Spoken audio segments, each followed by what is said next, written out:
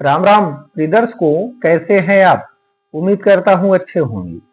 वर्ष भर में 4 नवरात्रि होती है। 2 प्रत्यक्ष होती हैं और 2 गुप्त नवरात्रि होती है। जो 2 प्रत्यक्ष नवरात्रि है, इनकी उपासना का विशेष महत्व है। शरद ऋतु में जो नवरात्रि आती है, उसकी उपासना का अलग महत्व है। जो चैत्र मास के शुक्ल पक्ष के प्रतिपदा से प्रारंभ होने वाली नवरात्रि है, उसका विशेष महत्व है। वैसे नवरात्रि में आप किसी भी देवी देवता की उपासना करिए, बहुत ही अच्छा फल प्राप्त होता है। लेकिन आपके मन में कोई मनोकामना हो या आप किसी संकट से घिरे हैं, आप उससे मुक्ति चाहते हैं, तो यह चैत्र मास की नवरात्रि आपके लिए किसी वरदान से कम नहीं।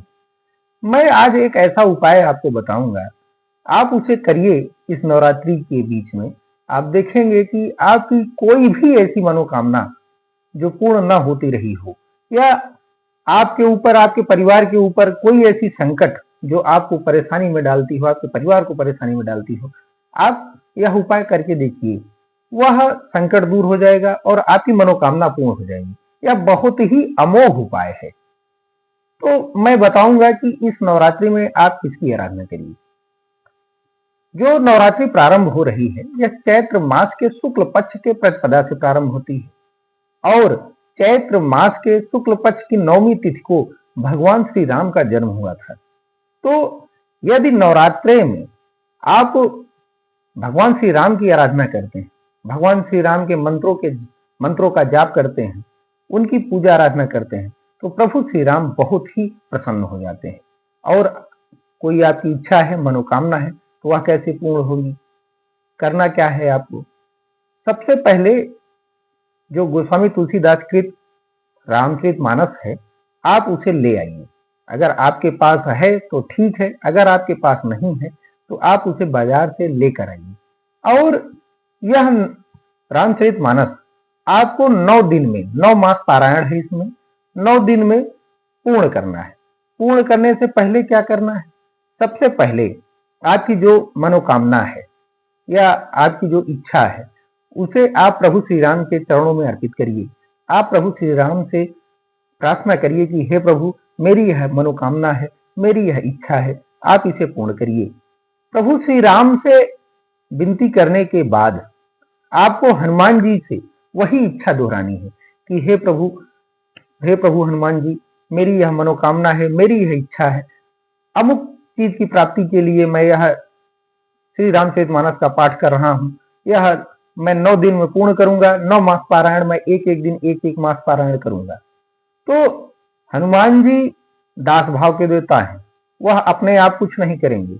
लेकिन यदि आप अपनी विनती प्रभु श्री राम के सामने रखते हैं, तो ऐसा कुछ भी नहीं है संसार में जो हनुमान जी आपको दे नहीं सकते। तो आपको करना यही है कि आप अपनी बात प्रभु श्री राम के चरणों में रखिए। उसके बाद हनुमान जी से कहते हुए कामना करिए। आप देखिए, उसके बाद हनुमान जी पूर्ण करते हैं। करना क्या है, सबसे पहले आप प्रभु श्री राम का कोई चित्र हो आपके पास या मूर्ति हो, तो उसे स्थापित करिए। नवरात्र के प्रारंभ दिन से शुरू करना है इसे। और कोई आसन बिछा लीजिए, आपके पास जो भी आसन हो, जरूरी नहीं है कि ऊन का हो या कपड़े का हो, जो भी आसन आपके पास है आप उसे बिछा लीजिए। बिछाकर उस पर बैठिए और एक घी का दीपक जलाइए। अगर घी का दीपक जलाते हैं तो प्रभु श्री राम के दाहिने हाथ की तरफ रखें। यदि तेल का जलाते हैं तो प्रभु श्री राम के बाएं हाथ के पास रखें। तो यह घी का दीपक आप जलाइए और प्रभु श्री राम से अपनी कामना बताते हुए प्रारंभ करिए और हनुमान जी की पूजा करिए। और हनुमान जी से बोलिए कि कौन सो काज कठिन जग माही, जो नहीं होए तात तुम पाहे। हे प्रभु हनुमान जी, ऐसा कोई कार्य नहीं है जो आप पूर्ण नहीं कर सकते हैं। उसके बाद आपको करना यह है कि यदि आप किसी संकट से, देखिए कामना 2 ही प्रकार की हो सकती है। यदि आप किसी संकट में घिरे हों तो आप उस संकट से मुक्ति के लिए कामना करेंगे। और यदि कोई आप पद प्राप्त करना चाहते हो या कोई ऐसी इच्छा हो आपकी, जिसे धन की इच्छा चाहते हो, या कोई भी कामना हो सकती है आपकी, किसी कामना के लिए तो अलग अलग संपुट लगाकर आपको पाठ करना है। यदि आप किसी समस्या से घिरे हैं, तो उसके लिए संपुट है कि दीन दयाल बिरुद संभारी, हरहु नाथ मम संकट भारी। यह संपुट लगाकर आपको एक एक दोहा पढ़ना है। जैसे आप प्रारंभ करते हैं, जैसे संपुट लगाकर पढ़ा जाता है।